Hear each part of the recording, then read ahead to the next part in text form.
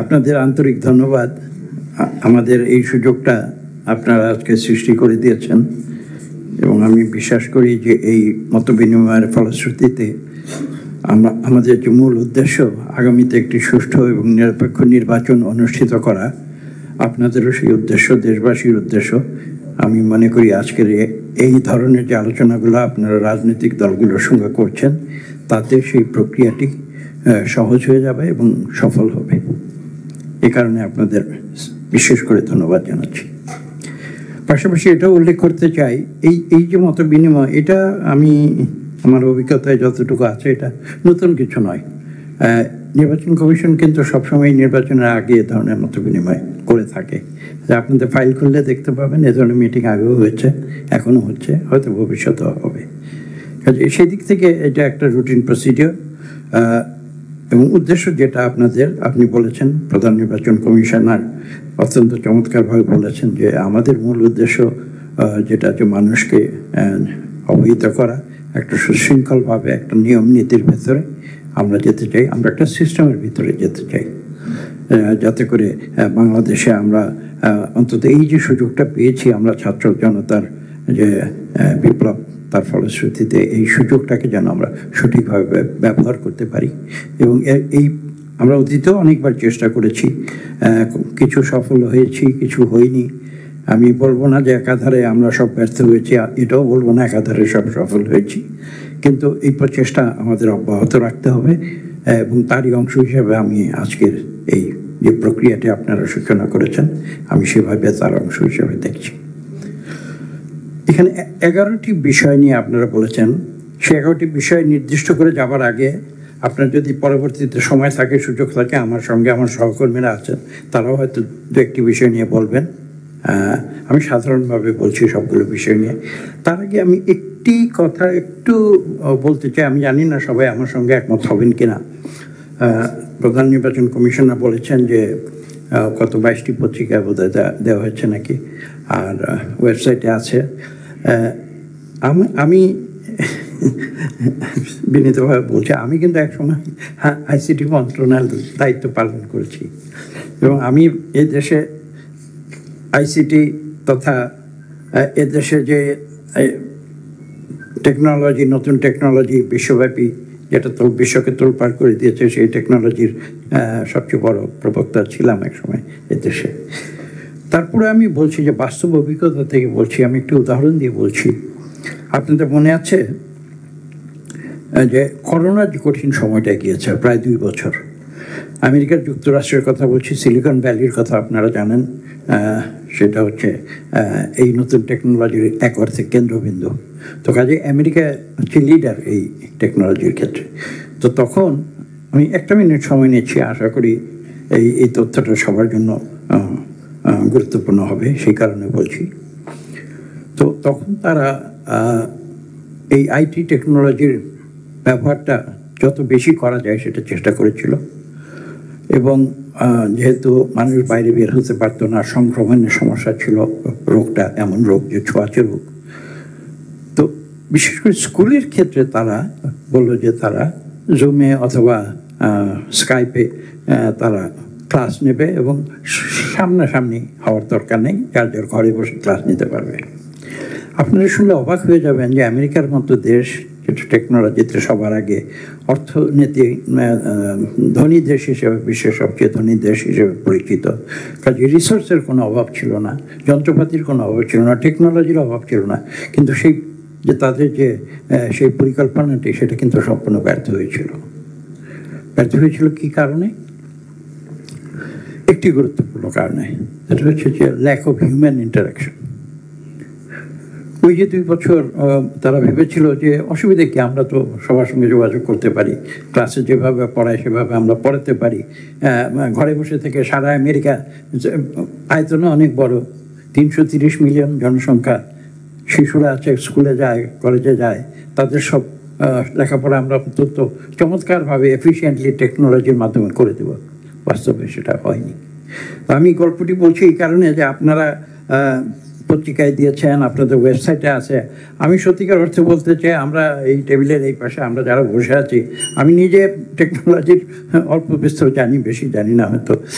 আমি নিজে কিন্তু এই এত কিছু সত্ত্বেও আমি আজকেই জানলাম যে আপনারা পুরো বিষয়টা আপনার ওয়েবসাইটে দিয়েছিলেন এবং এইভাবে আমাদের মতামত চেয়েছিলেন। আপনি বলেছেন যে অনেক মতামত হয়তো পেয়েছেন। আমি জানি না বাংলাদেশের প্রধান রাজনৈতিক দল তারা আপনাদের ওয়েবসাইটে কোনো মতামত দিয়েছে কিনা, আমি সত্য বলতে পারবো না। না, দল দিয়েছে। কিভাবে দিয়েছে? লিখিতভাবে দিয়েছে না টেকনোলজির মাধ্যমে দিয়েছে, সেটা আমি বলছি। হ্যাঁ, তো মতামত আমি নিজে এসে আপনার সামনে দিয়ে গেছি কিছু কয়েকদিন আগে। তো সেটা কথা না, কথা হচ্ছে যে এই যে আজকে মিটিংটা ডেকেছেন, এবং আমি প্রথমেই বলেছি যে অত্যন্ত গুরুত্বপূর্ণ আমি মনে করি। এই যে মানুষ তো যতই আমরা যান্ত্রিক হয়ে যাই না কেন, এই যে হিউম্যান বিহেভিয়ার, ক্যারেক্টার এবং এই যে হিউম্যান ইন্টারাকশন, এইটার কিন্তু কোনো রিপ্লেসমেন্ট নাই। এবং এই কারণে আমি বলছি যে আজকে এটা গুরুত্বপূর্ণ একটা বিষয়। তো সেই ভূমিকাটা দিয়ে আমি বলছি যে দেখুন, আমি একটা করে একটু খুব সংক্ষেপে 11 সেকেন্ডে আমি বলতে পারবো একটা করে। যখন বলছেন যে তফসিল ঘোষণার পূর্বে প্রার্থী এবং রাজনৈতিক দলসমূহের করণীয়, এইটার খুব সহজ উত্তর আছে। আমি আশা করি কেউ আমার সঙ্গে খুব দ্বিমত হবেন বলে আমি মনে করি না। যে আমাদের প্রার্থী এবং রাজনৈতিক দলসমূহের কী করণীয়? করণীয় তো একটাই, আমরা এই দেশে গণতান্ত্রিক প্রক্রিয়াটাকে আমি একটু আগে বলেছি যে প্রাতিষ্ঠানিকীকরণ করতে চাই, তো একটা সিস্টেমের ভিতরে আনতে চাই, এবং আমরা যাতে ডেমোক্রেটিক্যালি বিহেভ করি, এটাই তো মানুষ আশা করে। এখন আমি মুখে বলছি যে আমরা গণতন্ত্রের দেশে প্রতিষ্ঠা করব, গণতান্ত্রিক প্রক্রিয়ায় সুষ্ঠু নিরপেক্ষ নির্বাচন করব, আবার আমি যদি গিয়ে সেই নির্বাচনের দিন আমি গায়ের জোর অ্যাপ্লাই করি অথবা আমি নিয়ম ভঙ্গ করে কিছু করি, তাহলে তো কথায় আর কাজে মিল থাকলো না। তো কাজে এইটা নিয়ে আমি কোনো দ্বিমতের কোনো অপকার দেখি না। 1 নম্বর, আপনারা যেটা বলেছেন, প্রার্থী রাজনৈতিক দলের একটাই করণীয়, আমরা নিয়ম কানুন মেনে নির্বাচন করবো। আমি এখন সহজ কথা বলি, সহজভাবে বলে দিলাম। এটা নিয়ে ডিবেট করারও আমি কোনো কিছু দেখি না, বা এটা নিয়ে কেউ বলবে যে না আমি গায়ের জোরে গিয়ে নির্বাচন করবো, এই যুক্তি কিন্তু কেউ দিতে পারবে না। তো কাজে it's an obvious thing, number 1। তারপর দ্বিতীয় বিষয়টাতে আসি। আপনারা বলছেন যে তফসিল ঘোষণার পর আচরণবিধি প্রতিপালন, এটা তো করতেই হবে। মানে স্বাধীনতা মানে তো এটা নয় যে আমি যা খুশি তাই করবো। স্বাধীনতা তো এর কিছু নিয়ম কানুনের ভেতর দিয়েই তো স্বাধীনতা। কাজে সেই হিসাবে যদি আমরা বলি যে তফসিল ঘোষণার পরে, তফসিল তো আপনারা করে ফেলেছেন, গ্যাজেট নোটিফিকেশন হয়ে গেছে গত 10ই নভেম্বর, বোধ হয় 10ই নভেম্বর গ্যাজেট নোটিফিকেশন হয়ে গেছে। তো এখন তো আমরা এই তফসিলের বাইরে আমাদের যাওয়ার কোনো সুযোগ আছে? আমি কিন্তু সেটা দেখছি না। এবং তফসিল আপনারা ভেবে চিন্তা করেছেন, আমরা বিভিন্ন মতামত দিয়েছিলাম। আমি বলবো না যে সব কিছু প্রতিফলিত হয়েছে। আমরা যে সাজেশনগুলো দিয়েছিলাম কিছু হয়তো প্রতিফলিত হয়েছে, কিছু প্রতিফলিত হয়নি। আপনারা বিভিন্ন লোকের মতামত নিয়ে সব কিছু একটা ইয়ে করে মিলমেশ করে একটা কনসেনসাসের ভিত্তিতে হয়তো একটা কিছু করেছেন। তো এখন যেটা হয়েছে, তফসিল ঘোষণার পর সে আচরণবিধি তো আমাদের জন্য অবশ্য পালনীয়। এইটাই আমি সত্যিকার অর্থে কিন্তু কোনো আলোচনা বা ডিবেটের আমি কোনো স্কোপ দেখি। আমি সোজা বাংলায় কথা বলছি, আমি রাজনীতিক না, কাজে আশা করি আমার পাশের ডাইনে বাইরে রাজনীতিকরা আছেন, তাদের মতামত তারা দেবেন। কিন্তু আমার মতামতটা আমি দিয়ে দিয়েছি।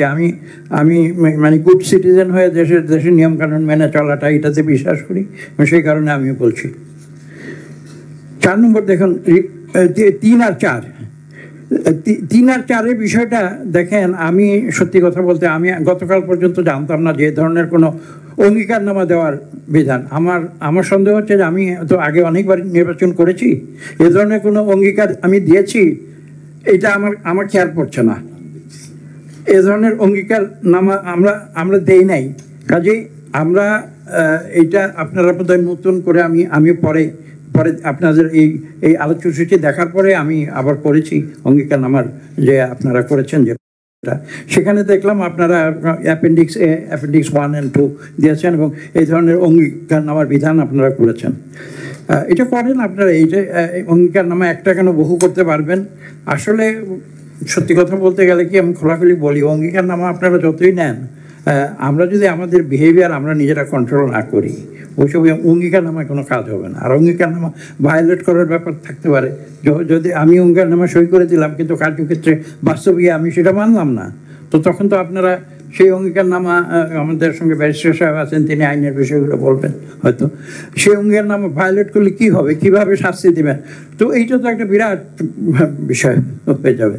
তো কাজে আমি ব্যক্তিগতভাবে একটা বিষয় বিশ্বাস করি, আপনারা যত নিয়ম কানুন বাড়াবেন, আমি জেনারেলি বলছি, আমি এই আপনাদের এই নির্দিষ্ট বিষয় নিয়ে বলছি, সাধারণভাবে বলছি, নিয়ম কানুনের বেড়াজাল যত বাড়াবেন তত জিনিসগুলো কমপ্লিকেটেড হয়ে যাবে। আপনারা কিপ দিস থিং সিম্পল। আর আপনারা মানুষকে মোটিভেট করেন, যেটা আমি সবচেয়ে গুরুত্বপূর্ণ মনে করি, মানুষকে মোটিভেট করেন that we become law abiding citizens. আমরা যখন ল অ্যাবাইডিং সিটিজেন্স হব তখন এত নিয়ম কানুন দরকার হবে না, আমরা নিজে থেকে নিয়ম অনুযায়ী কাজ করব। আপনারা, এটা হলো 3-4 গেল। 5 নম্বর, তো আপনারা বোধহয় গতকাল বা পরশুদিন আপনারা নতুন একটা অ্যাপ আপনারা অ্যানাউন্স করেছেন, বিভিন্ন পদ্ধতিগত দিক সেটা আলোচনা করেছেন। আমি আজকে আমরা এখানে এসেছি এই প্রেক্ষিতে আমি 5 নম্বরটা অত গুরুত্বপূর্ণ মনে করছি না। এটা সাধারণভাবে বিদেশে যারা রয়েছেন তাদের জন্য গুরুত্বপূর্ণ। তবে এই অ্যাপটা যাতে সবাই ব্যবহার করে, যত বেশি ব্যবহার করা যাবে ততই বিদেশে যারা আছেন তারা ভোট দেওয়ার সুযোগ পাবেন, এটা আমরা বিশ্বাস করি। আর তফসিল ঘোষণার পরে যে নির্বাচনী এজেন্ট নিয়োগ এবং ব্যবস্থাপনার কথা বলছেন, এইটা আপনারা হয়তো গুরুত্বপূর্ণ মনে করেন, আমরাও গুরুত্বপূর্ণ মনে করি। এইটা আমরা অভ্যস্ত, আমরা এটা করে আসছি, সবসময় করি। এটা it's not even an issue for us. আপনারা তো ইস্যুর তালিকায় দিয়েছেন, নির্বাচনের আগে একটা সময় থাকে, একটা তারিখ থাকে, তার আগে আমরা দিয়ে দিই। এখানে যেটা ইম্পর্ট্যান্ট, এটা বোধ আপনারা করছেন এবং আমি আপনাদের ধন্যবাদ জানাই। এটার জন্য কিছু মোটিভেশনাল ট্রেনিং দরকার। আমি সম্ভবত আপনারা বোধহয় কিছু ট্রেনিং করছেন, যদি করছেন অত্যন্ত এটা ভালো, এবং এতে করে মানুষের যে মানসিকতা সেটা একটা স্ট্রিম লাইনের ভিতরে আসবে বিশ্বাস করি। আমরা কিন্তু আমাদের নির্বাচনী এজেন্টদের জন্য আমরা কিছু শিক্ষণীয় কাজ আমরা করি, মোটিভেশনাল কাজ করি, এবং এটা সময় মতো আমরা আপনাদের কাছে দিয়ে দিই এজেন্টদের নামগুলো। তারপরে আপনারা যেটা আইন মোতাবেক তাদেরকে যে পাস হতে ইস্যু করেন, যাতে করে তারা নির্বাচনের দিন কেন্দ্রের ভিতরে ঢুকে তারা পর্যবেক্ষণ করতে পারে বা নিশ্চিত করতে পারে যে সঠিক ভোটার আসছে কি আসছে না। কাজে এটাতে আসলে নতুন কিছু আমি এখানে আলোচনা করা দেখছি না। আমাদের মিস ইনফরমেশন, AI ব্যবহার, এই যে 7 এবং 8, এটা নিয়ে আমরা আলোচনা করেছি, চিন্তা করেছি। আমি প্রথমেই কিন্তু এই সম্বন্ধে কিছু বলেছিলাম।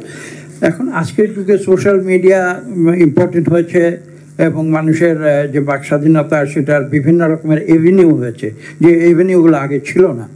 তো মূল বিষয় কিন্তু ঘুরে ফিরে একটাই, আমাকে কথা বলার স্বাধীনতা দেওয়া হয়েছে, আমি যদি এটাকে অ্যাবিউজ করি তাহলে আমি অ্যাবিউজ করতে পারবো। আর আমি যদি একজন সেন্সিবল সিটিজেন হই, আমি সুনাগরিক হতে চেষ্টা করি, আমি আইন কানুনের ভিতরে থাকতে চাই, তাহলে আমি সেটা অপব্যবহার করব না। কিন্তু এটা একটা একদিকে অন দ্য ওয়ান হ্যান্ড, এই যে AI বলেন বা এই যে সোশ্যাল মিডিয়া বলেন, এগুলো অন দ্য ওয়ান হ্যান্ড এটা একটা বিরাট সম্ভাবনার দুয়ার উন্মুক্ত করে দিয়েছে।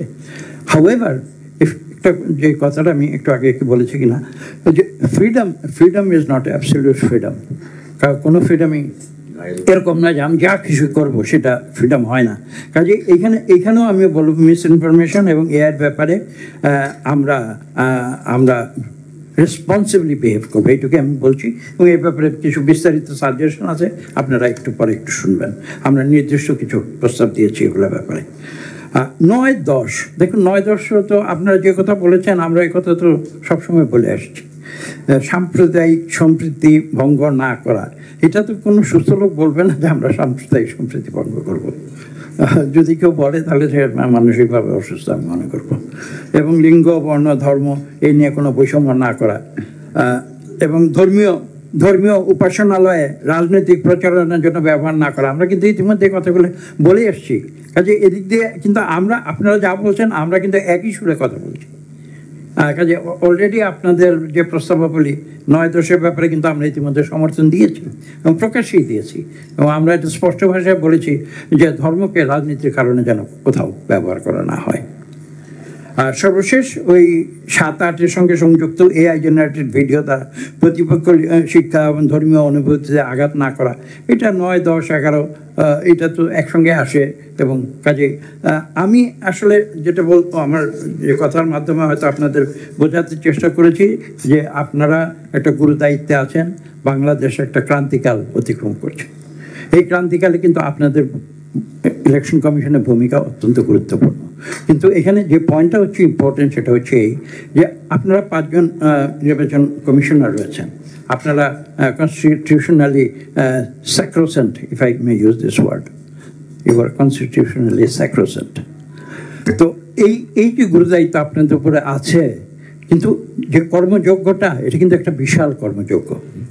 দেখেন, প্রায় 42,000-এর বেশি ভোট কেন্দ্র থাকবে সেদিন, একদিনে প্রায় 250,000 বুথ থাকবে বা তার চেয়েও বেশি। এবং এই সমস্ত কাজগুলো সকাল থেকে সন্ধ্যার মধ্যে আপনাদের সম্পন্ন করতে হবে। আপনারা তো হয়তো, আমি জানি না, অন্তত কমপক্ষে 1 মিলিয়ন ম্যান পাওয়ার লাগবে আপনাদের, 10 লক্ষ কম হলো। এবং সেটা কোথায় পাবেন? আপনাদের ইলেকশন কমিশনের তো সেটা নাই। যে আমাদের খুব ছোট্ট এখানে বক্তব্য হচ্ছে এই যে আপনাদের যতটুকু ম্যান পাওয়ার আপনাদের আছে, you make the maximum use of this man power. এই যে যেমন 64 জেলা, আমি নির্দিষ্ট করে বলছি, এই যে 64 জেলায় আপনারা সরকার থেকে আপনারা বড় করে নিয়ে আসে তাদেরকে রিটার্নিং অফিসার বানান। এই যে 500-300 সিটে আপনারা অ্যাসিস্ট্যান্ট রিটার্নিং অফিসার বানান, সরকার থেকে ভাড়া করে নিয়ে আসে। ভাড়া দেন না, মানে এমনি ভাড়া করে নিয়ে আসেন আর কি, বিনা ভাড়ায়। তো এইটা আপনাদের ম্যান পাওয়ার বড় না, কিন্তু এইটুকু ম্যান পাওয়ার তো আপনাদের আছে।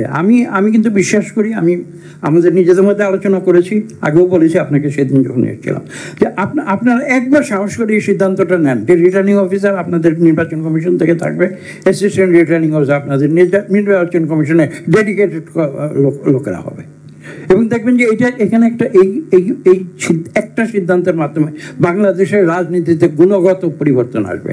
আমি খোলাখুলি কথা বলি, আপনারা জানেন। আমি বক্তব্য শেষ করার আগে আমি এই পয়েন্টটা আমি জোর দিয়ে কেন বলছি, দেখেন, অতীতে আমরা দেখেছি এবং আমি পাবলিকলি বলেছি, এটা কিন্তু পত্রিকায় হেডলাইন হয়েছে, যে প্রধানমন্ত্রীর অফিসে কম্পিউটারে 4টা বাটন আছে, একটা হচ্ছে ডিসি, একটা হচ্ছে এসপি, একটা হচ্ছে টিএনও, আর একটা হচ্ছে ওসি।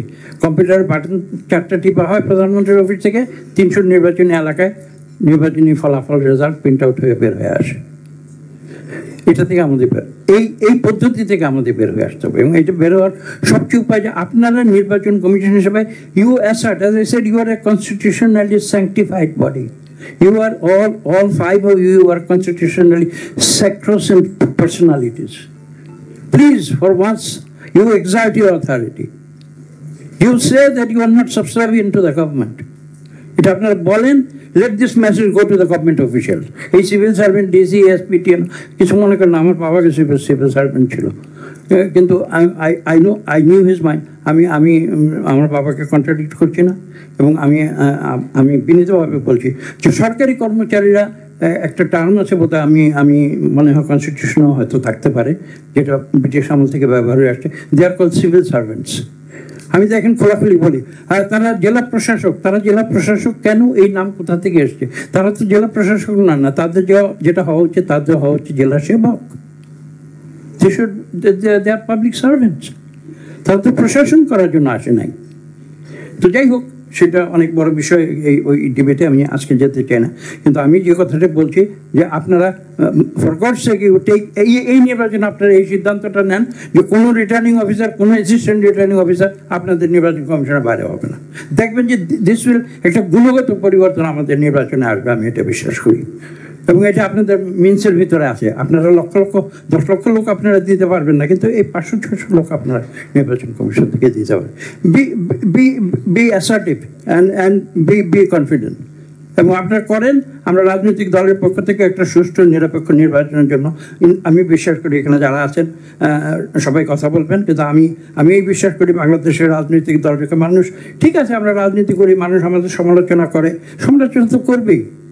আমাকে যখন সমালোচনা করে আমার অনেক ওয়েল উইশাররা দুঃখিত হয়ে আমাকে বলে আপনাকে সমালোচনা করেছে। আমি বলছি দেখেন আমি যতদিন শিক্ষকতা করেছি আমাকে কেউ সমালোচনা করতো না, আমাকে সমালোচনা করে যেহেতু আমি এখন রাজনীতির অঙ্গনে আছি। Why are you worried? I am not worried if people are criticising me. I will give the right answer. আমি যদি ভুল না করে থাকি আমি সেটা উত্তর দেবো, আমি যদি ভুল করে থাকি আমি বলবো যে আমার এটা ভুল হয়ে গেছে, আমি সংশোধিত হব। তো কাজে এইখানে এই ধরনের একটা মনোভাব নিয়ে আমরা আজকে আপনাদের কাছে এসেছি, বিএনপির পক্ষ থেকে বলছি। এবং আমরা সমমনা দলগুলো বিগত প্রায় দেড় দশক আমরা একসঙ্গে আমরা কাজ করেছি একটি মাত্র উদ্দেশ্যের জন্য, এদেশে একটা সুষ্ঠু নিরপেক্ষ নির্বাচনের মাধ্যমে আমরা এদেশে গণতন্ত্র ফিরিয়ে আনবো। আমাদের আর কোনো মোটিভ নাই। এই একটু সুষ্ঠু নিরপেক্ষ নির্বাচন আমি খোলাখুলি বলছি আজকে আপনাদের সকলের সামনে বলছি, আমাদের যারা সহ রাজনীতিক এখানে তাদের পক্ষ থেকে বলছি, যদি সুষ্ঠু নিরপেক্ষ নির্বাচনের মাধ্যমে আমি যদি নির্বাচনে মানুষ আমাকে ভোট না দেয়, আমি তো জোর করে ভোট নিয়ে এমপি হতে চাবো না। Why should I? ইটস এর লজ্জাজনক বিষয় তার কিছু হতে পারে না। কাজে আমরা চাই আপনাদের সব রকমের সহযোগিতা করব, কিন্তু আপনারা শক্ত থাকেন, আপনারা সিদ্ধান্তগুলো নেন। You have the power and the authority. সরকার দিয়েছে, সংবিধান আপনাদের সে অথরিটি দিয়েছে। এবং সরকারের কাছে কোনো সময় যেন, যেটা অতীতে আমরা দেখেছি, সরকারের কাছে নতজানু হয়ে ইলেকশন কমিশন থাকবে, এইভাবে কোনো দেশে কোনো দিন সুষ্ঠু নিরপেক্ষ নির্বাচন হতে পারবে না। ধন্যবাদ স্যার, আপনাকে অনেক ধন্যবাদ। আমার মনে হয় যে আমরা এখন স্যার পরবর্তী রাজনৈতিক দল যারা আছেন তাদের কথা শুনি। আর বাংলাদেশ জাতীয় পার্টি বিজেপি, আচ্ছা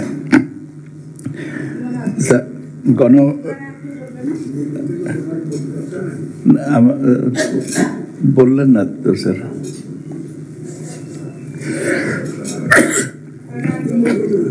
জি হ্যাঁ, আমি সেটাই আর কি, গণ অধিকার পরিষদ।